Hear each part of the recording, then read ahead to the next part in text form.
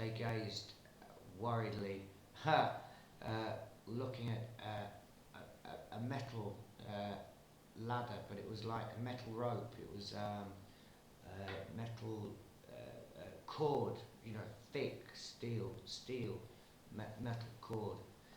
And Jamie says to Fritz, "Quick, let's get up the ladder." And Fritz says, "Nine." And Jamie says, "It's our only chance, let's get up the ladder." And he goes, "Nine." And Jamie goes, "Come on, you bloody stinking kraut, get up the fucking ladder."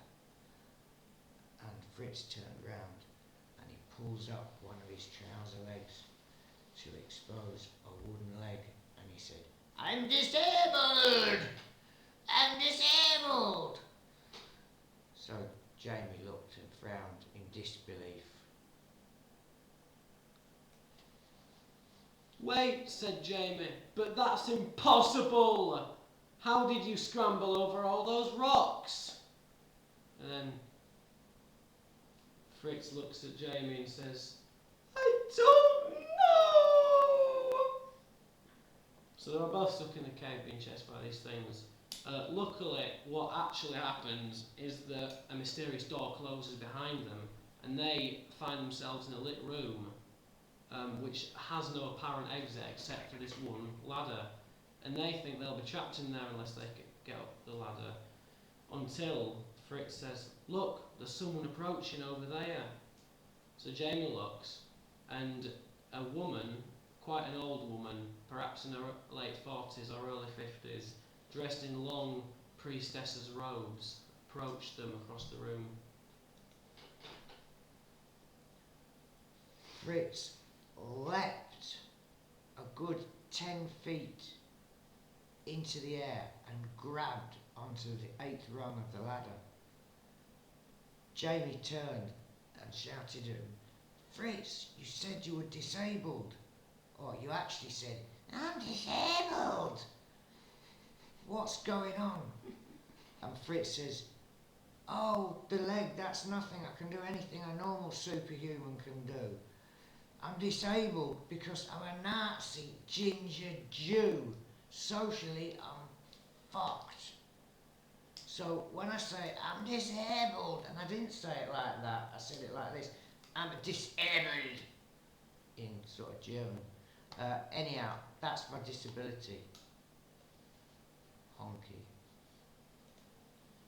At this moment, the priestess appeared to move her hands in a ritualistic way, which caused a zap of energy to emit from her straight to Fritz, which appeared to leave him incapacitated on the floor, frying and dead. The nurse, the priestess, whatever. I thought... She changes professions quickly. I didn't know I called the nurse. Anyway, then she said, and then Jamie goes, "I don't understand. He was innocent. Why did you do that?" And the priestess says, "We just don't like people who are different around here." So she takes Jamie off into another room, which is actually her temple. She explains to him that this is a series of underground temples, and she's registered to stay in one of them. That's her kind of camp, and she deals with people who come in. And she says, "Well, I'm going to deal with you because you invaded my territory. I can't kill you because it's immoral to just kill a kid like that. So I'm going to give you these following choices." The questions are to check your knowledge on our favourite pursuit, and that is complete and utter constant anti-Semitism. I fucked that up. So, the first question is, are you a Jew?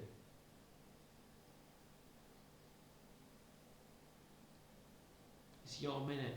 Oh, the second question is, are you ginger?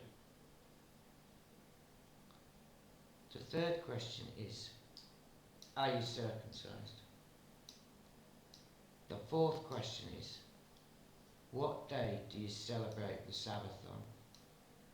And the fifth question is, why did you kill one of the greatest prophets of all time. And you may refer to the film that Mel Gibson was in, The Passion, for notes. If that's it. Well, I don't know about any of them, said Jamie, but if you're asking if I'm circumcised, I think that's what my mum says they did to me when I was like 2. Obviously not knowing much about it.